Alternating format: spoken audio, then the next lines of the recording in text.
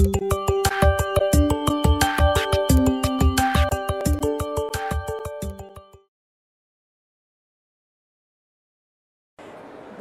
the FIA essentially represents, or it works on behalf of motorists. Those are the people who join our member clubs.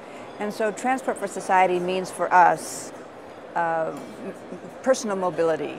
And if you think about it, personal mobility, or mobility in general, has been one of the greatest success stories in history.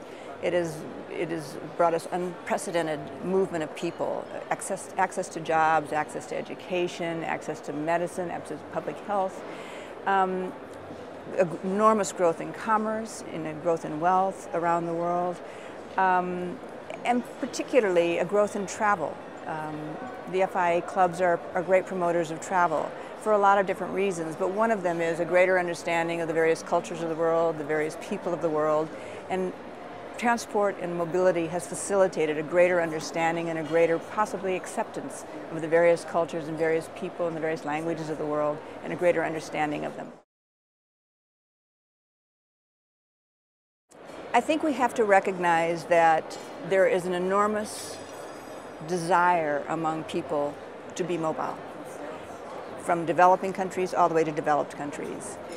And we have to find a way to provide the mobility that people want and desire and balance it against the needs of the limited infrastructure that we have, the environmental issues that we have, and to ensure that the mobility that we provide people actually meets their needs.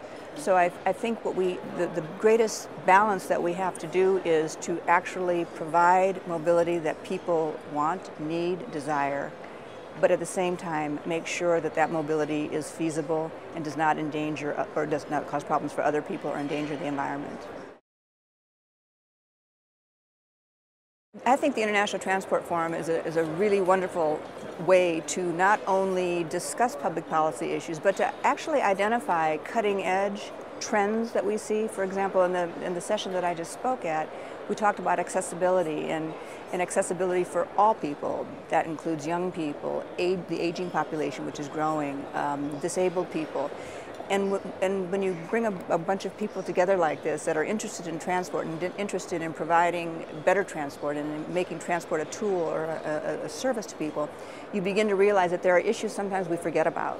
And so those are issues that will bubble to the surface in a meeting like this, and then people will start to say, these are things we really need to begin factoring in our public policy. And that's why I think the International Transport Forum has a very good reputation for this and has been very successful in doing this. I think rather than saying e-car is the future, I think it's better to say e-car is probably among the technologies that will be the future. We should continue to look at it, we should continue to develop it, we should continue to improve it, but we should not forget the other technologies and look at them as a potential part of the mix of how mobility and transportation will be in the future.